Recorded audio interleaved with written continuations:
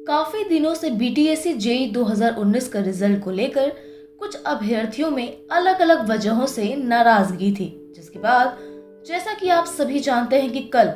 यानी 19 अप्रैल को पटना हाईकोर्ट ने अपने एक महत्वपूर्ण फैसले में सरकारी पॉलिटेक्निक संस्थान से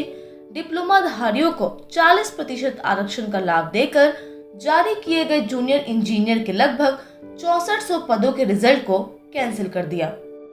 रिजल्ट को कैंसिल करने के साथ ही कोर्ट ने बिहार सरकार की तरफ से की जा रही जूनियर इंजीनियरों के 6379 पदों पर नियुक्ति को भी तत्काल प्रभाव से रोकने को कहा और फिर से मेरिट लिस्ट तैयार कर रिजल्ट जारी करने का आदेश दिया है, जिसके बाद बहुत से अभ्यर्थी यह असमंजस में है कि कोर्ट के आदेश के बाद अब जब नया मेरिट लिस्ट जारी किया जाएगा तो उसके लिए क्या अब काउंसलिंग फिर से होगी।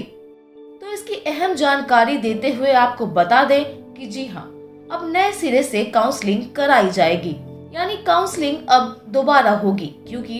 कल अपने फैसले के जरिए पटना हाई कोर्ट ने इस वैकेंसी में 40% के रिजर्वेशन के साथ ही नियुक्तियों और मेरिट लिस्ट को तत्काल प्रभाव से पूरी तरह से कैंसिल कर दिया है।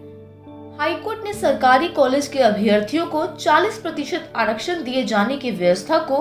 गलत मानते हुए पुराने परिणाम को जैसा कि कोर्ट ने रद्द कर दिया है, साथ ही जैसा कि अब राज्य सरकार को फिर से मेरिट लिस्ट तैयार करने का आदेश दिया गया है, ऐसे में कोर्ट के इस आदेश के तहत राज्य सरकार को फिर से मेरिट लिस्ट तैयार करनी होगी। इसके लिए अब नए सिरे से काउंसलिंग की प्रक्रिया होगी, उसके बाद नियुक्ति की प्रक्रिया पूरी की जाएगी।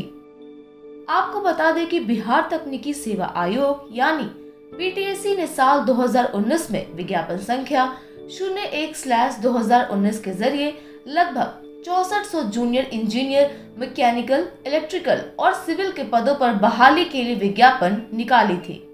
राज्य सरकार ने इसमें 40% का आरक्षण उन अभ्यर्थियों के लिए रखा था जिन्होंने राजकीय पॉलिटेक्निक से डिप्लोमा किया था। आरक्षण वाले इस बिंदु को लेकर पटना हाईकोर्ट में परीक्षा परिणाम को चुनौती दी गई थी, जिसके बाद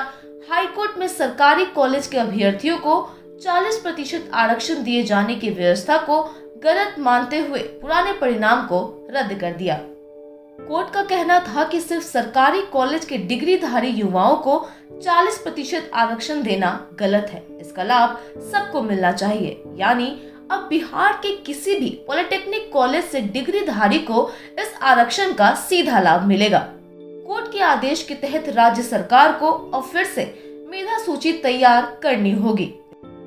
इसके लिए अब नए सिरे से काउंसलिंग होगी, जिसके बाद नियुक्ति की प्रक्रिया पूरी की जाएगी।